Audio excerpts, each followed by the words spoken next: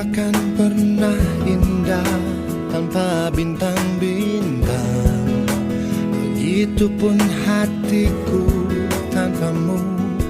Sekian lama kita harus terpisah demi waktu.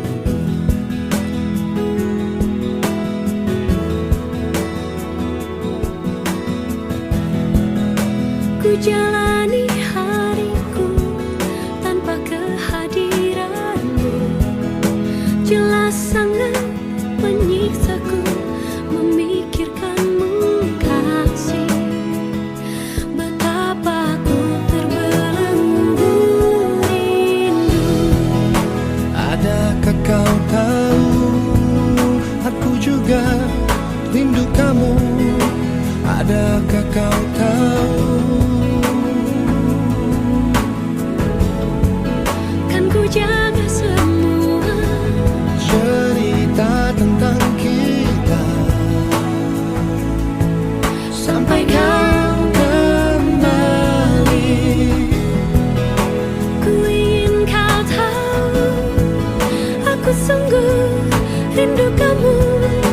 Ku ingin kau tahu, Rindu yang kita rasa, buktikan cinta kita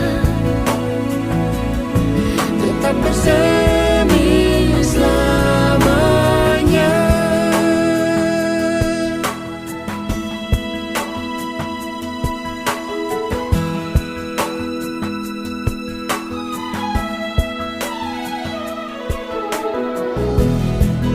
Sendiri aku di sini berteman malam sepi.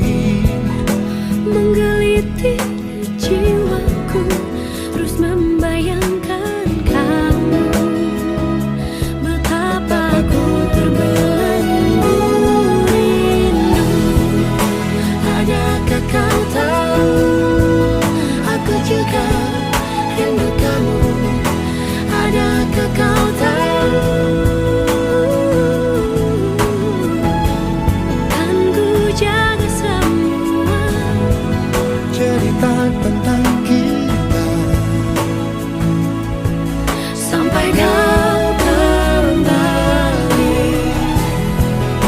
Ku ingin kau tahu, aku sungguh rindu kamu. Ku ingin kau tahu.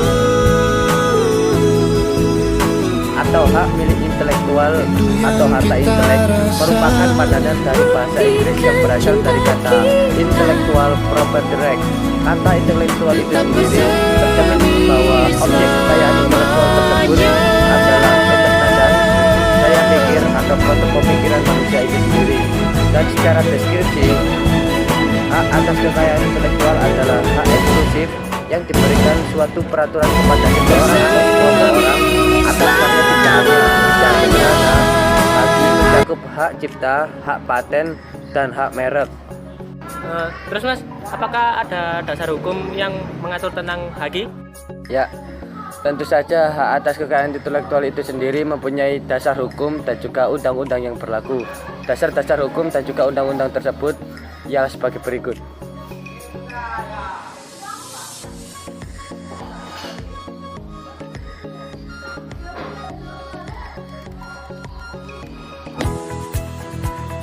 Secara umum, hak atas kekayaan intelektual itu terbagi menjadi dua kategori, yaitu yang pertama adalah hak cipta.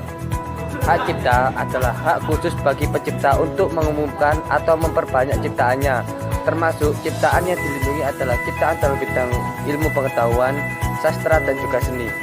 Berdasarkan Undang-Undang Nomor 19 Tahun 2002 yang berbunyi, hak cipta adalah hak eksklusif bagi pencipta atau penerima hak untuk mengumumkan atau memperbanyak ciptaannya atau memberikan izin untuk itu, dengan tidak mengurangi pembatasan-pembatasan menurut peraturan perundang-undangan yang telah berlaku. Ya Mas, lalu ada berapa macam subjek hak cipta Mas? Subjek hak cipta itu sendiri terbagi menjadi dua, yaitu yang pertama ada pencipta. Yang disebut dengan pencipta adalah seseorang atau beberapa orang secara bersama-sama yang melahirkan inspirasinya untuk suatu ciptaan berdasarkan kemampuan pikiran, imajinasi, kecekatan, keterampilan, atau keahlian yang dituangkan dalam bentuk yang khas dan juga bersifat pribadi. Yang kedua ada pemegang hak cipta. Pencipta sebagai pemilik hak cipta atau orang lain yang menerima lebih lanjut hak dari orang tersebut. Selain subjek hak cipta, ada juga objek hak cipta. Yang pertama adalah ciptaan, yaitu hasil setiap karya pencipta dalam bentuk yang khas dan menunjukkan keasliannya dalam lapangan ilmu pengetahuan, seni, dan juga sastra. Ciptaan yang dilindungi oleh ciptaan dalam bidang ilmu pengetahuan, seni, dan juga sastra. Setelah hak cipta, yang kedua ada hak kekayaan industri yang meliputi 1. Paten. Paten berdasarkan Undang-Undang Nomor 14 Tahun 2001 yang berbunyi tentang paten adalah hak eksklusif yang diberikan oleh negara kepada investor atas hasil invensinya di bidang teknologi, ya, yang untuk selama waktu tertentu melaksanakan sendiri invensinya tersebut atau memberikan persetujuannya kepada pihak lain untuk melaksanakannya.